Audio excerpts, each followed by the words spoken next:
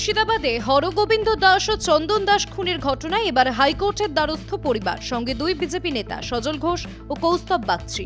অন্যদিকে সোমবারই মৃতদের বাড়ির তালা ভেঙে ভাঙা দরজা বদলের অভিযোগ উঠল পুলিশের বিরুদ্ধে। এই ঘটনায় সোমবার সকালে ব্যাপক চাঞ্চল্য ছড়ায় এলাকা জুড়ে। প্রতিবাদে পুলিশকে ঘিরে ধরে বিক্ষোভ দেখায় এলাকাবাসী। আবার এদিকে পুলিশ নিখোঁজ মামলার অভিযোগ পেয়ে সল্টলেকের বাড়িতে হানা দেয়, যদিও গোটা বিষয়টাকে নাটক বলে আখ্যা দেন বিজেপি নেতা সজল ঘোষ। পুলিশ যে আইও এসেছিল তার থেকে শিয়ালদার যে পকেট মার তার অ্যাপিয়ারেন্স ভালো থাকে, কানে দুল, হাওয়াই চটি, পায়ে একটা গেঞ্জি আর একটা প্যান্ট পরে, জিন্সের প্যান্ট পরে আইও চলে এসছে।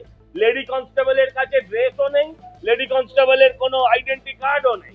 ইতিমধ্যেই বিএসএফ ক্যাম্পের দাবি জানিয়েছে পরিবার প্রতিবেশী।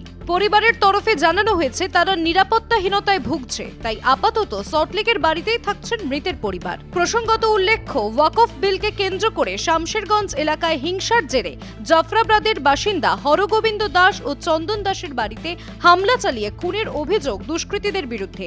এবার মামলা গড়ালো আদালত পর্যন্ত। Bureau report, news pole Bangla.